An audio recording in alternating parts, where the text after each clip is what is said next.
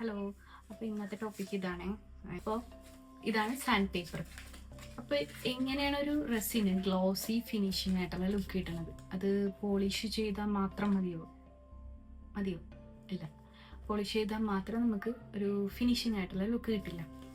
എല്ലാ റെസിനും അല്ല, ചിലതിന് എഡ്ജസിലൊക്കെ ഷാർപ്നെസ് ഉണ്ടാവാറുണ്ട്. ചിലപ്പോൾ എക്സ്ട്രാ റെസിൻ സൈഡിലൊക്കെ ഉണ്ടാകും. അത് റിമൂവ് ചെയ്യാനൊക്കെ നമ്മൾ എന്താണ് ചെയ്യണമെന്ന് പറഞ്ഞിട്ടുണ്ടെങ്കിൽ ഈ സാൻഡ് പേപ്പർ യൂസ് ചെയ്യും. എല്ലാ റെസിനും യൂസ് ചെയ്യണ്ട, ചിലതിന് യൂസ് ചെയ്യേണ്ട ആവശ്യം വരും. അപ്പോൾ സാൻഡ് പേപ്പറാണ് യൂസ് ചെയ്യണം. 400 തുടങ്ങിയിട്ടാണ് ഉള്ളത്. 400 തുടങ്ങി 3000 ഗ്രിറ്റ് വരെയാണ് എൻ്റെ കയ്യിൽ ഇപ്പോൾ ഉള്ളത്. ഇത് ഓൾറെഡി മേടിച്ചപ്പോഴേ ഇങ്ങനെയാണ് വന്നത്, 2 ഷീറ്റായിട്ട്.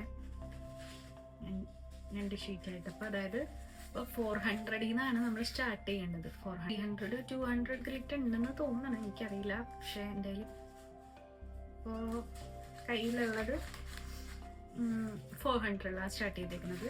ലാസ്റ്റത്തത്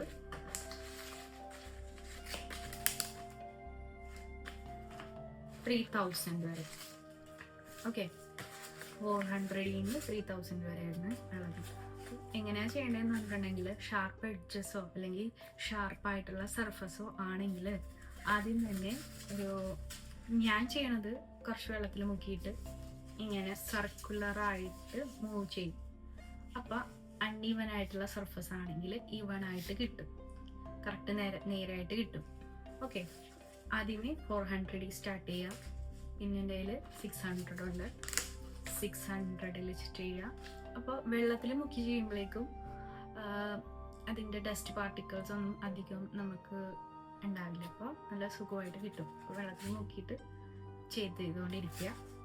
ഫസ്റ്റ് 400, 600, 800, 1000, 1200, 1300, പിന്നെ 1500, 2000, 3000 അങ്ങനെ ഉണ്ടാവും.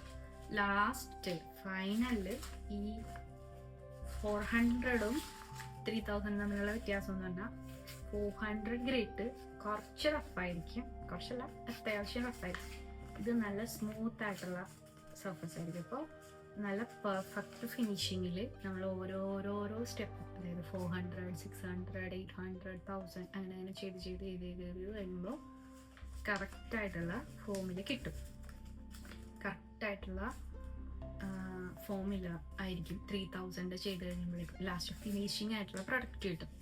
അതിൻ്റെ മുകളിൽ പോളിഷോ അല്ലെങ്കിൽ എക്സ്ട്രാ ലെയർ ഓഫ് റെസിനോ ഇട്ടിങ്ങനെ നല്ല പെർഫെക്റ്റ് ആയിട്ട് കിട്ടും നമുക്ക്. ഓക്കെ, ഇതിപ്പോൾ ഞാൻ ഇത് മേടിച്ചേക്കണം, അതായത് സാൻഡ് പേപ്പർ യൂസ് ചെയ്യണത് നമ്മൾ ഉണ്ടാക്കുന്ന ചെറിയ ഐറ്റമാണല്ലോ.